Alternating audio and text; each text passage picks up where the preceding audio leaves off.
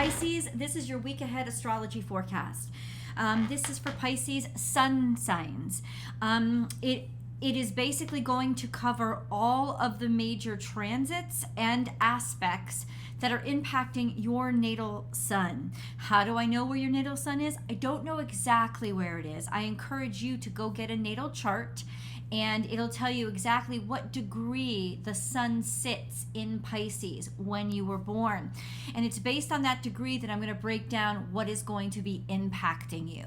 So we're going to start with anybody who has their natal sun between 0 and 10 degrees. That is Pisces 1. You are going to have a different impact than the people who are born at the end of Pisces. So anybody who's born with their natal sun between 10 and 20 degrees, you guys are Pisces 2. And then Pisces 3 are going to be those of you who have their natal sun somewhere between 20 and 30 degrees Pisces.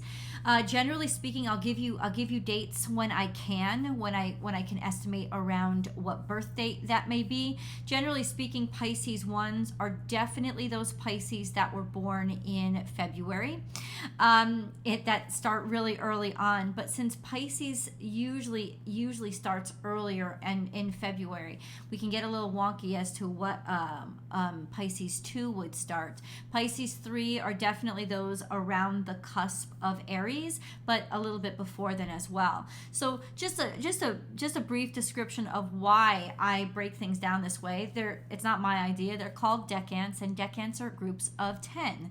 So there are 3 decans in each zodiac sign, because each zodiac sign occupies 30 degrees on the entire zodiac wheel, which would be 360. So 360 degrees is a full circle. So within 30 degrees, there are 3 groups of 10. And the reason why this matters is because the angles create the aspects. That's what an aspect is an angle between 2 different planets, or a planet and a planetoid, between 2 different planetary bodies. And those aspects tell us what kind of energy is happening between them. So for those of you born at the beginning of Pisces season, you're going to have a different aspect to the same planet as those born at the end, because there's about 25 to 30 degrees difference between you guys, and that's going to impact. It's like the difference between a sextile and a square. And I'm assuming you know a little bit about astrology. That's a huge difference, right? There's a very dynamic difference. So I'm trying to make it as accurate as possible for you guys by breaking it down and letting you know, based on where your natal sun is, how these aspects or transits are going to be impacting you. So let's start with what's going to impact all of you, and that's where are your ruling dignitaries. Jupiter and Neptune are both your ruling dignitaries. Neptune is your modern ruler, and Jupiter is your traditional ruler. Neptune is in Pisces, so it is at home. And planets at home behave in a very comfortable fashion, sometimes lazy. Sometimes they slack off a bit, or they're not lazy, but they get a little sloppy, right? They get too much of themselves, because it's like being at home and putting your feet up. But Neptune is at the end degrees of Pisces, which means that Neptune is going to be conjunct to those of you who are Pisces 3s. It is conjunct your natal sun, which means it's combining energy with your natal suns. It's going to make you even more dreamy, even more creative, even more psychic, but also even more distractible, bendable, malleable, and a little bit gullible.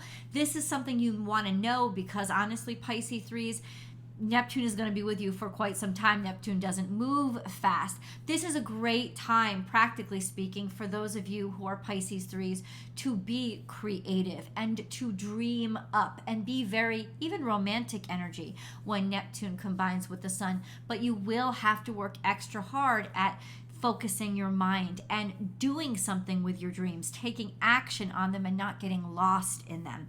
But that's been happening for quite some time. You guys this week are also Neptune specifically, but since Neptune is conjunct your natal sun, your natal suns are square to Mars. a square to Mars is going to impact you immediately because it's going to make you more pop-offish, more easily frustrated, more quick to action, more reactionary, and definitely more physical. You're just going to have more energy that's harder for you to harness. But honestly, I think that this could be acting to wake you guys up a little bit, to shake you awake and get you out of the comfort zone that could be your very own dreams. So there is even a practical use to that square this week. That square is going to go on for a while because Mars doesn't move that quickly. It is moving, but it will be with you guys. It's in Gemini 3 basically for a while, so you guys can plan on Mars hanging out and being square to your natal sun for the next couple of months. Pisces 1. So those of you, let's go back. So Jupiter impacts all of you as well. Whatever's happening to Jupiter will kind of lend an aura to your energy. Jupiter is right now it's at 15 degrees Aries. By the time this week ends, and by the way, this is the week of March 15th to the March 21st, 2023 that we're covering. So by the end, by March 21st, which is a new moon, FYI, a new moon in Aries, Jupiter is going to be 18, at that point, 16 degrees Aries. Why is this important? Because Jupiter is conjunct Chiron, and it's been pretty tough. It's been a struggle. It's conjunct Chiron, and it's semi-square to Saturn, and Saturn is now in Pisces. So it's almost like giving yourself your own hard time, or the difficulty that you're having is basically being you. You know, there's yin and yang to every aspect of your character, and it's that Piscean nature that might be causing conflicts within yourself or for you to get things done or build things out, which can be distractibility, sensibility, taking things too personally, absorbing too much that you've already absorbed, overburdening yourself, lots of emotion. All of those things could be impacting how effective or efficient you are right now. So Jupiter is a semi-square to Saturn, and it is conjunct Chiron. That means that Jupiter is extremely uncomfortable with all the restrictions, discipline, and accountability that it has to be held accountable for every step that it takes. So if you have been feeling more frustrated lately, you know where it's coming from, especially as you grow, as you're trying to expand, having to account for rules, regulations, this, paperwork, this. All of those things could be really frustrating you. Jupiter is on the move. Don't worry about it. It will get out of this conjunction with Chiron in a couple of weeks. Actually, it'll be at least a month before it really is separated from Chiron enough. But at least it's now on the other side of Chiron. And what that means is it's at a higher degree of Aries than Chiron is. So Jupiter's kind of overtaken Chiron at this point. So it's more about how am I growing from the challenges I faced, and how am I helping to broaden other people's horizons by the lessons I've learned, as opposed to actually going through the struggle and going through the pain. This does represent a sort of light at the end of the tunnel, and it could be the first time that you actually start to see it, so you'll get a little bit of relief this week, if only because of hope. Right? Pisces 1. Those of you who have your natal suns between 0 and 10 degrees Pisces, you are conjunct Saturn. Saturn is at 0 degrees Pisces right now. By the end of this week, it'll be at 1 degrees Pisces. So especially those of you who are born between like February 19th and February 22nd, those of you are really going to be impacted because Saturn just made contact with your natal sun, and this is a huge splashdown for Saturn. It could be very motivational. It could be also very uncomfortable for you. But that placement is also taking you at least through Monday in a sextile to Venus. And Venus is currently in Aries, but it's heading into Jupiter. So, it's heading into Taurus. So through Monday, because Venus goes into Taurus on Thursday, so tomorrow. But by Monday, she'll be distant enough so there won't be a very tight sextile forming. But this is sextile to Venus means that you have opportunities, financial opportunities, being more valuable, opportunities to be attractive, lots of opportunities because people think you're attractive, opportunities when it comes to romance or being very appealing to people. So I would say go for it. Use these next couple of days and enjoy what being attractive can bring to you. However you want to use it, it will provide you with opportunities. Could even be money coming into you, those of you who are lucky. But you're also sextile to Pluto, and that means that there's extreme changes, and it's almost like a sense of really having authority over yourself and being certain of yourself and being formidable and having people really take you seriously and being very, very psychic. So enjoy that energy. That energy will stay for quite some time. In fact, it's been with you for quite some time. So that depth of character, that extreme, going to extremes or being willing to go to extremes, but this providing opportunity for you guys, it's actually really tremendous energy, and you could create dynamic changes that you conduct in your life with that sextile to Pluto. So definitely take advantage of that. Use that. For Pisces 2, you guys are actually getting the least of it right now because things seem to be in all signs right now. They seem to be gelling to the beginning or the end. But for you guys, Uranus is in Taurus. And that places your natal, Pisces 2, that places your natal suns in a direct sextile to Uranus, which means for you, dynamic change and differences and weird things, strange things, or even genius, there's opportunities here. There's opportunities to expand your brain or be the genius or see things outside of the box and have things taken seriously. There's so many opportunities for you. When your natal sun is sextile to Uranus, there is such an expansion and growth in ways that other people haven't conceived of yet, but that other people will be impressed by because you're usually able to articulate it very well.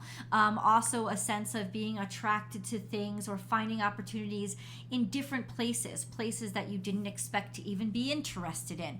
Take the opportunity because this sextile is setting you up for success in those places that maybe are different than what you had originally thought you were interested in. And those of you who are Pisces 2 are also going to be experiencing a square to the midheaven. The midheaven is not a planet. It's not even a planetoid or an asteroid. It is a place in the zodiac. And right now it's a point in the sky. And right now the midheaven is in, oh God, it's in Gemini. Yeah, the midheaven is in Gemini. Now, midheaven represents career and building out your career and your public life or what people see. And since there is a square and it's in Gemini, it could be that you're running into problems or issues with lack of education. People are telling you need another degree. It could be that you're not communicating correctly, or people are clashing with the way you're communicating, or even communications aren't coming in, right? Especially with regards to what you're trying to do with your career. So even though that's frustrating, it's not meant to actually break you down. It's meant to build you up. So as you incur these kind of challenges, Pisces, definitely address them one at a time. If they're coming at you all at the same time, it may feel like they're bigger than they are. They're not that big. You can handle it, and taking it one step at a time is actually going to help you learn from it so you can eventually use it to your advantage. And last but not least, Pisces 3s. What's up, guys? You have a lot going on. Pisces 3s, you are where Neptune is. So Neptune is conjunct your natal suns, imbibing you with the ultimate Pisces of all Pisces energy, being extra Piscean. So that can be emotional, that can be creative, however that translates, distractible, but also very psychic. So as long as, like I said, you're aware of it and you've been dealing with this energy for a while, there is a sense of the longer you've been dealing with it, the longer you know how to use it. And so hopefully you've turned that corner. You are also square to Mars. Yep, I think we talked about that. Yeah, because Neptune is square to Mars. But this is where the Sun and Mercury and Neptune are conjuncting.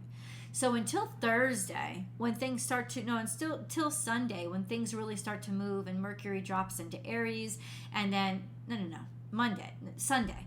And then, so Sunday, Mercury moves into Aries. Monday, the Sun moves into Aries. And then Tuesday, which brings us to the end of this week, which is the 21st, the Moon will move into Aries. So the Moon will be there too. There's this huge conjunction that's happening really on top of your natal Sun right before everything drops into Aries. So what does that mean? There's a lot of shifting and changing in conception. This is the birth canal zone. This is when things go from concept into reality, or when you finally have the courage to take action on something you have been conceptualizing. However that translates in your life, it's definitely the time when things change because movement starts to happen and you're encouraged. Almost like not even your choice. It's like birth, right? It's like it's not a choice. You just have, once it starts, you have to go through it. So this is a sense of labor, delivering, pushing something out. And even though that may be why there's so much frustration, it's actually going to yield something really beautiful when you take action and you finally let yourself take action on something toward the end of the week. And we end in a perfect new moon that you are going to still be conjunct to, because the new moon happens, I think, at 3 degrees Aries, 2 or 3 degrees Aries. It's not very far into Aries. So technically, those of you born at the very end of Pisces season will absolutely still be, your natal suns will still be in conjunction with this energy. Get ready for a new start, a new beginning, and into public life, into reality, not just concept anymore, but anything you've been wanting to bring life to or bring into reality. This is definitely the time to do it, and it'll be a very powerful new moon for you since it'll be conjunct to your natal sun. I love you guys so much. I hope you stop by and watch your tarot card reading over on Born Without Boundaries Tarot. Born Without Boundaries Pisces Tarot, because I built out a whole channel just for you guys. If you've loved this message, please give it a thumbs up and be sure to subscribe to the channel so that you can get notified when your favorite content comes out. Pisces content comes out every single Wednesday. I love you guys, and I'll see you in the videos.